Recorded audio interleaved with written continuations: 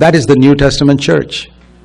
I remember when we started out, we were very small, and we said, we're not going to lower the standards. We're not going to please anybody. We're going to make disciples, and we're going to seek to. And we found little by little God establishing churches and exercising authority over Satan, and we got inroads into Satan's territory. See, there's a lot of difference in, unfortunately, in what we call church today from what we see in the New Testament. If you were to read the Acts of the Apostles and the epistles with a completely unprejudiced mind,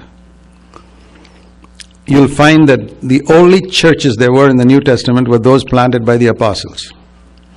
Apostles planted churches, they appointed elders, and they had authority over those churches to correct the elders or to solve their problems, like in Corinth, wrote letters to them.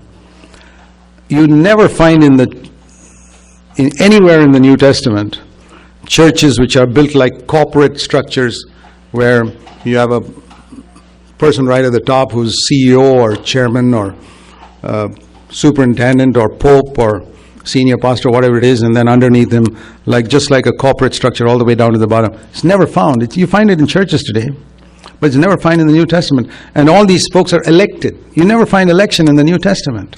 No elder was elected in the New Testament. You see, these are all the methods of the devil. The church is not a democracy where everybody votes who's going to be our leader. The church is a family.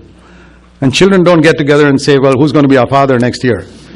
There's no such thing. That's so crazy. Is your church a corporate structure or is it a family? In a family, there is no election.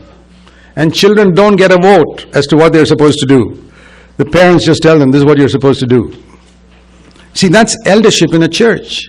It's loving eldership like a father and mother. This is the way a church is supposed to function.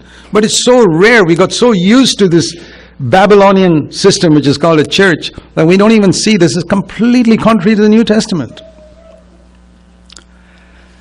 And I believe God is seeking to restore that in these last days.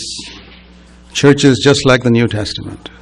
Maybe small, but little expressions of symphonies that God delights in hearing, where people are willing to sacrifice